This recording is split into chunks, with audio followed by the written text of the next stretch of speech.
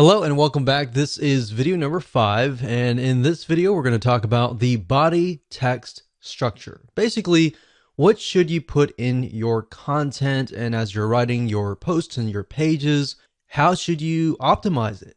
So what you write on your blog post and page should be first and foremost definitely human friendly, and then of course secondly search engine friendly.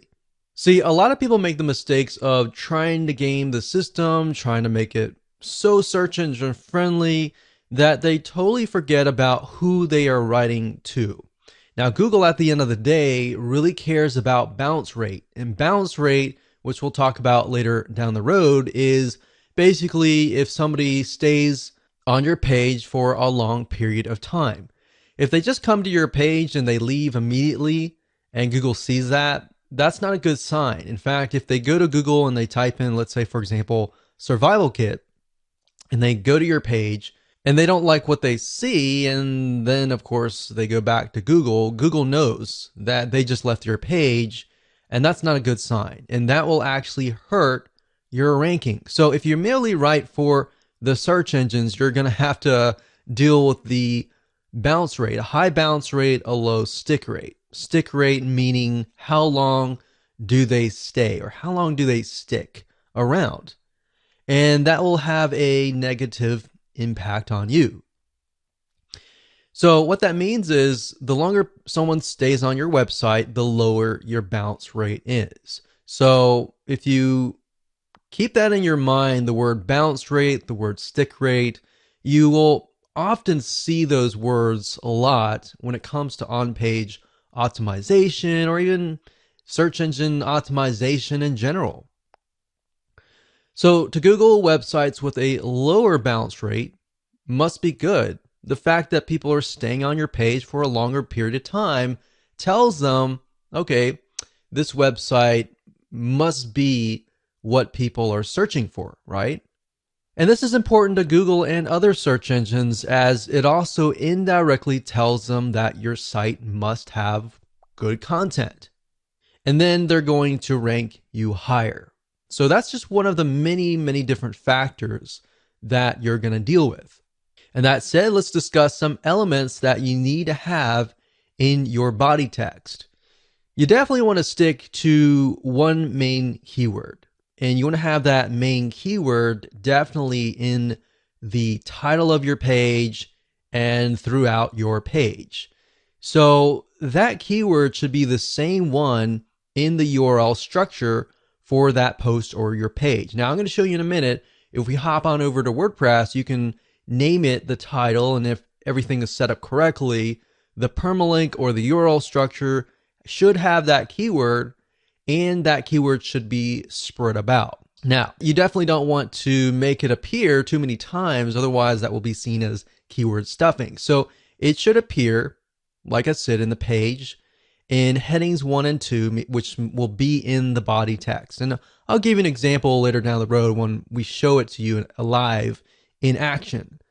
And it should be somewhere in the first paragraph as well. It should be bold or italicized. Now, don't overdo it. There are actually ways to get around doing this and make it look natural. You got to remember, you're writing first and foremost for the human being first.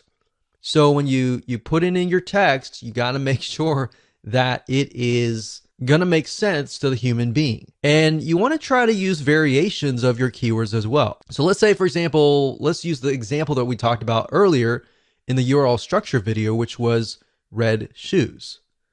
So you want to try to use variations of the keyword or even synonyms. So Google at least is smart enough. They have this huge database of words that are related. So as far as the body text and the other factors, what I'm going to do is stick with the exact same post that we looked at in the previous video with the URL structure.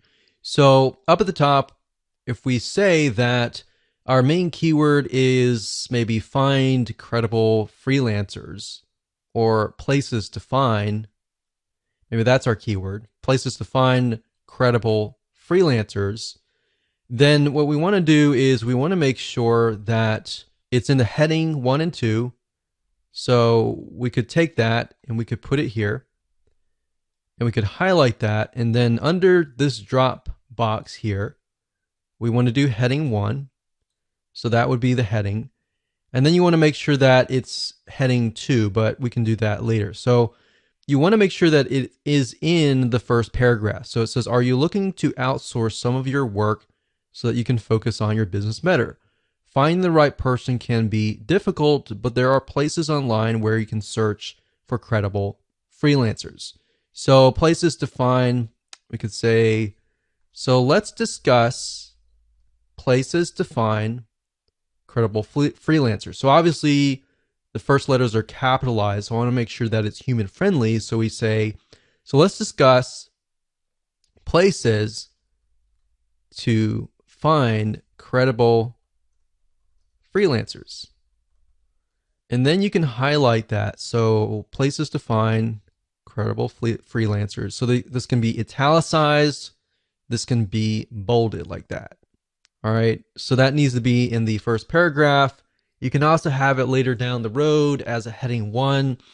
And if we scroll down, we don't have an image right now, but we'll talk about that later. We'll find an image and I'll show you how to add an alt tag. You want to do that. You want to go through and you want to create variations of this keyword. So places to find credible freelancers.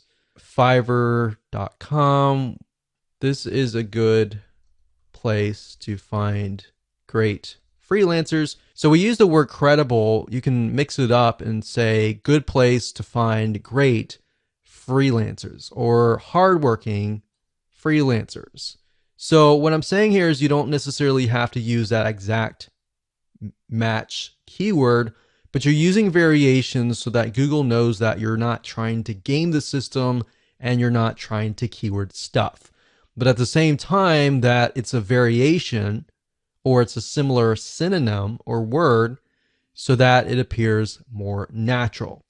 So we can go through here, we can do other things as well. That's pretty much the basics of it. But another thing you can do is tags as well. So you can add tags. Let's move on to the next video.